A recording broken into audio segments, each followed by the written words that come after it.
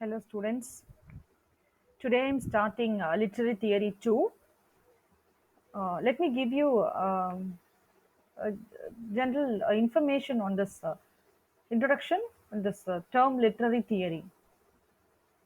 And literary theory is an area of literary studies which often students are afraid of.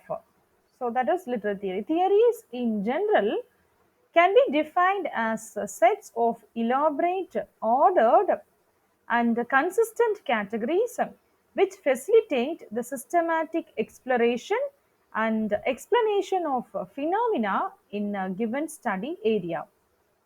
See, literary theory is infamous for being complicated and boring. However, people who argue along those lines seem to forget that essentially there is no reading of and no thinking about text without theory. For example, when we read a poem, we approach the text in a certain way, and whether we are aware of this or not, we make assumptions about the text. In this sense, theory is a bit like wearing glasses. Glasses can help you sharpen your view aspects you did not notice before. The same applies to literary theory. See, theory can help us identify small and often minute facets of a text. And with this introduction, I'm moving on to the today's lecture, and I have started the first line with a question. So, what is literary theory? So, I have tried to answer this question. What is literary theory?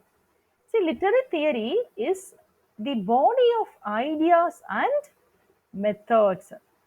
What is literary theory? Is the body of ideas and methods which we use in the practical reading of literature. By literary theory, we refer not to the meaning of a work of literature, but to the theories that reveal what literature can mean. Literary theory is a description of the underlying principles, one might say, even, or we call tools, by which we attempt to understand literature. All literary interpretation draws on a basis in theory but can serve as a justification for very different kinds of critical activity. It is literary theory that formulates the relationship between author and work. Literary theory develops the significance of race, class, and gender for literary study, both from the standpoint of the biography of the author and an analysis of their thematic presence within texts. Literary theory sometimes is also known as critical theory. So, critical theory and literary theory both are same.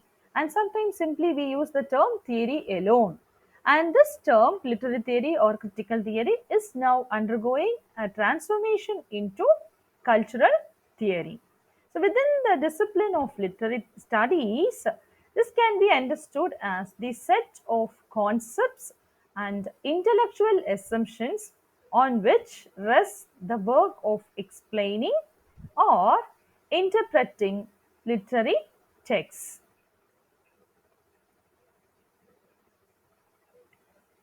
Modern literary theory gradually emerges in Europe during the 19th century. So, this literary theory emerged in Europe during 19th century. Perhaps the greatest 19th century influence on literary theory came from the deep epistemological suspicion of Friedrich Nietzsche. And according to him,